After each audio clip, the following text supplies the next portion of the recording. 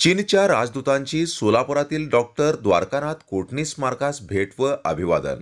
चीनचे भारतातील राजदूत एच.ई. झू फेऑंग आणि मुंबईतील चीनी महावाणिज्य दूत कॉक जियान हुआ यांच्या शिष्टमंडळाने बुधवार दिनांक 10 जुलै रोजी सकाळी साहित्यरत्न अण्णाभाऊ साठे चौक परिसरातील डॉक्टर द्वारकानाथ कोटणी स्मारकास भेट देऊन पुष्पचक्र अर्पण करून विनम्र अभिवादन केलं।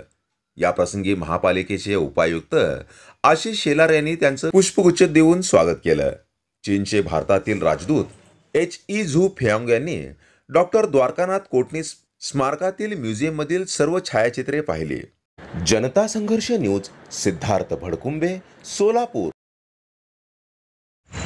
सर नमस्कार। सेवेचं व्रत म्हणून या ठिकाणी डॉक्टर कोटणीस यांना ओळखलं जातं। याचं कारण असं आहे, डॉक्टर कोटणीस यांनी शेवटच्या श्वासापर्यंत चायनामध्ये त्यांनी त्याची सेवा बजावलेली। अनेक लोकांना, अनेक स्त्रियांना, अनेक मुलांना जीवदान दिलेलं आहे आणि त्यामुळे चायनामध्ये त्यांना पिवळ्या मातीची काळी आई म्हणून ओळखलं जातं आणि त्यांना आईचा दर्जा दिला जातो आणि त्यामुळे त्यांना अतिशय तिथे महत्त्व चायनाला आहे। चायनामध्ये देखील असंच स्मृती भवन तिथं बांधलेलं आहे, 7 मजली।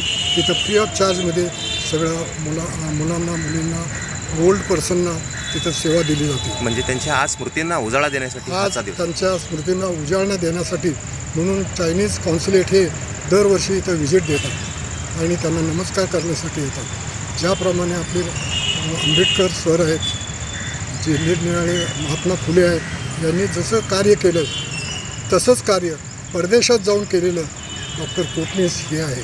आजच्या एकंदरीत या कार्यक्रमाची रूपरेषा काय असणार आज दिवसभरामध्ये? आज त्यांच्या दिवसभरात या डॉक्टर कोटणीस येथे येऊन मानवंदना देणे आणि शालेय कार्यक्रम आणि इथे जे चायनीज भाषा आम्ही शिकवतो ते पाहणी करणे आणि इथे एक मॉन्युमेंट इथे ठेवलेले आहे की जे माओ त्से तुंग यांनी लिहिलेलं एक लेटर आहे की त्याचं त्यांनी विनम्र अभिवादन त्यांनी केलेलं आहे की तुमची ही सेवा चायना कधीही विसरणार नाही। सोलापुरामध्ये या ठिकाणी जे मान्यवर आलेले आहेत त्यांना आपण या ठिकाणी आपल्या सोलापुरी चादर म्हणा, आत्ता पाहिलं की एक छत्रपती शिवाजी महाराजांची प्रतिमा देखील दिलेली आहे, तर ते आपले एक टोकन म्हणून आम्ही त्यांना दिलेलं आहे आणि त्याचप्रमाणे आपली जी सोलापूरची जी महत्त्वाची चादर आहे की त्याचा तिथे प्रसार व्हावा आणि ट्रेडमध्ये आपल्याला मान्यता द्यावी, हा त्याच्या मागचा हेतू। या देशाच्या बाहेर देखील आणि आपल्या सीमा ओलांडून देखील सेवा बजावणारे हे डॉक्टर कोटणीस आहेत। आजच्या तरुणाला काय?